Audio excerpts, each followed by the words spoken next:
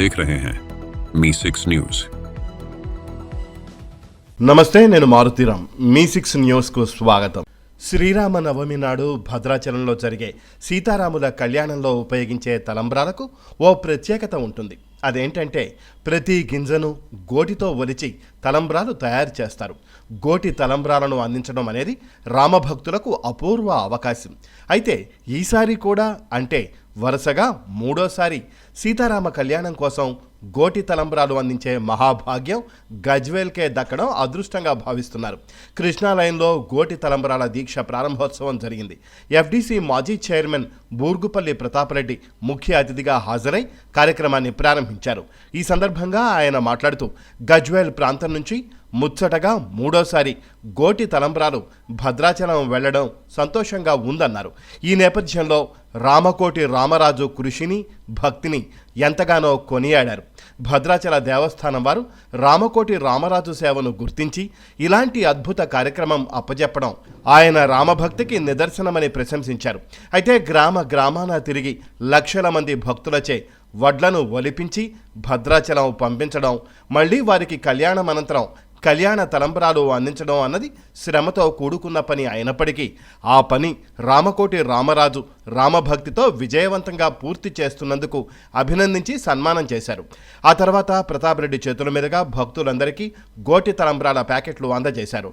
అనంతరం మున్సిపల్ మాజీ చైర్మన్ రాజమౌళి మాట్లాడుతూ మూడోసారి కూడా గజ్వేల్ రామభక్తులకు గోటి తలంబ్రాలు అందించే అవకాశం వచ్చినందుకు సంతోషం వ్యక్తం చేశారు.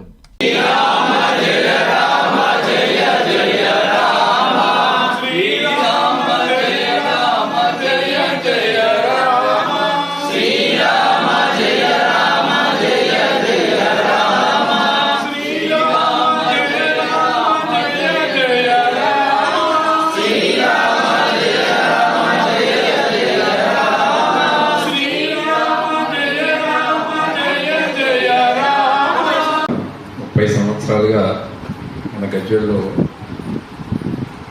రామకోటి రామరాజు స్టార్టింగ్లో రాజుగా పనిచేసేవాడు. కోటి నామాలను ఇంటిపై చేయడానికి చాలా కష్టపడి భక్తులందరి దగ్గర కూడా రామకోటి రామరాజుగా మెల్లమెల్లగా, అంటే కష్టపడుతూ అంటే అందరం ఎందుకు కష్టపడతాం అంటే డబ్బు సంపాదించుకోవడానికి కష్టపడుతూ ఉంటారు. ఎక్కువ మంది కమర్షియల్గా ఎక్కువ మంది కష్టం చేస్తూ ఉంటారు.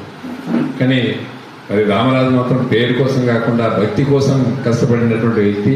ఈ సభ అధ్యక్షత వహిస్తున్నటువంటి రామరాజు గారికి ప్రత్యేకంగా ధన్యవాదాలు తెలియజేస్తూ ఉన్నా.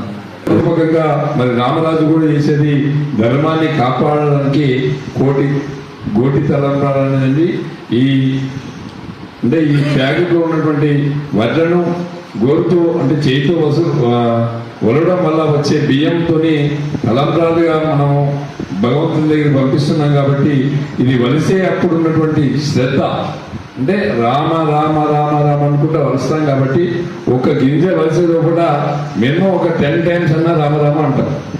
అంటే కొన్ని లక్షలు, కోట్లు, మిలియన్లకి రామనామ జపన వెళ్ళడానికి ఇది ఒక మంచి అవకాశం, సదావకాశం. కాబట్టి ప్రతి వ్యక్తి కూడా, ప్రతి ఇంట్లో కూడా ఈ ప్యాకెట్ తీసుకెళ్ళి మరి ఒక రామరాజు ఒక్కడే కష్టపడితే కాదు, గ్రామాలను కూడా మరి కార్యకర్తలుగా వెళ్ళి మరి చేపడితే చాలా బాగుంటుంది. అంటే మరి రామకోటి రామరాజు గత 30 సంవత్సరాలుగా కొన్ని వేల బుక్కులు కూడా రామనామం లిఖింపజేసి మనం ఇక్కడ కూడా అయితే మన పాండురంగ ఆశ్రమంలో కూడా ఇష్టం కదా, పాండురంగ ఆశ్రమంలో కూడా ఇవ్వడం జరిగింది. ఇక్కడ రామాలయం నిర్మాణం చేస్తే అక్కడ గజస్తంభంలో నామాన్ని లిఖింపించినటువంటి బుక్కుల్ని ప్రతిష్ఠించినటువంటి రోజులు.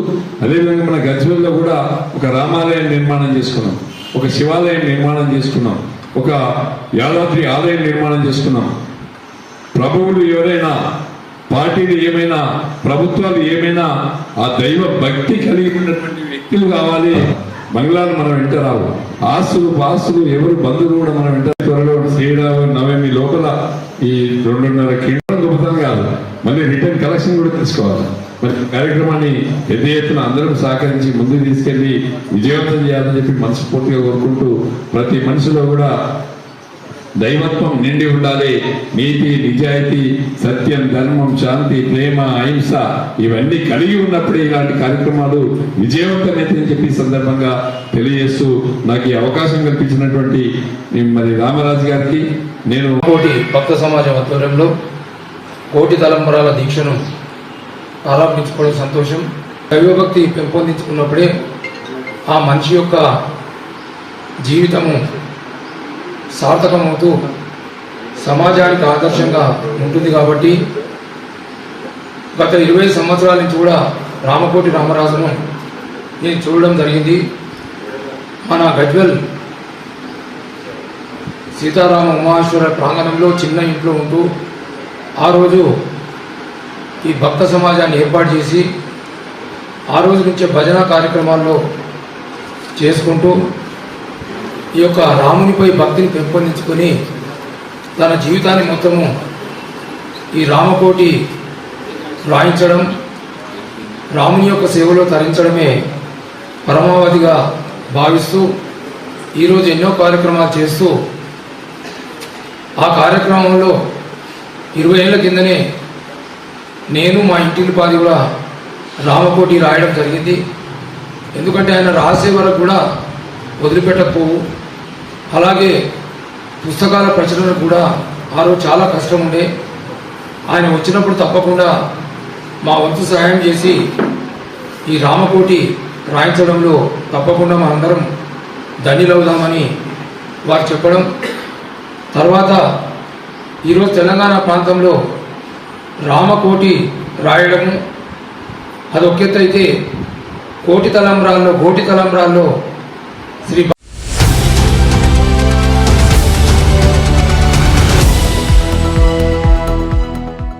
आप देख रहे हैं मी 6 न्यूज।